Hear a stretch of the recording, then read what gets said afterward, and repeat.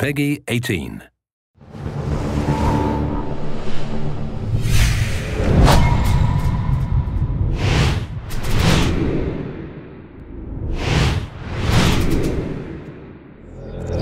When you look at it, Splinter Cell 1 was a benchmark when it came out, and Splinter Cell 3 was probably the best looking game of the last generation of consoles. So it was extremely important for us that when we released our Splinter Cell Conviction, that it came out as strong. We came up with a bunch of things that are super interesting. So the first thing that we have is what we called projected text. So basically what we're doing is we're integrating in the environment the objectives that we're giving to the player. We'll actually be telling you what's happening or the information you wanted to know. We'll be seeing flashbacks or things projected on the walls that will explain that. So everything is integrated in the environment, and it allows you to tell the story without taking the control from the player. So what Sam is thinking, what's happening somewhere else in the world, it's displayed while you're playing, while you're still immersed into the game. It's Kobin, Andre Kobin. One of the visions of never taking the controls away from the player is actually to not feel the loadings. But Sam knew Kobin was in there.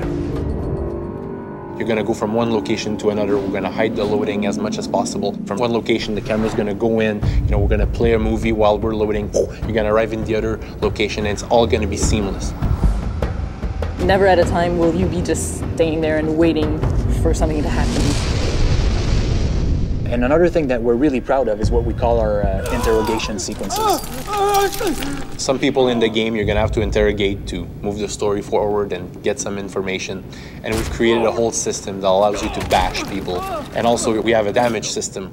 So the more you beat up the guy to get information, well, the more he's gonna show like he's beaten up. It gets a little violent, but it gets the job done.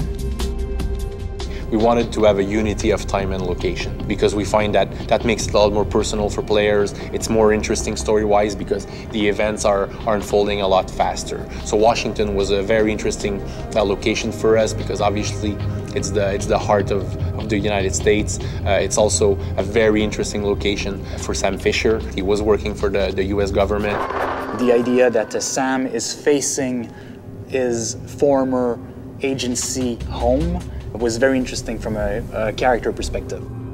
We took a lot of risk when we approached the design for this. We came up with a whole bunch of new design elements that have never been done before in any other game. And the day that all those elements came together was fascinating. It finally allows players to feel like the most elite spy agent in the world, be in control of him, and be able to do the things that they expect he should be able to do in those situations.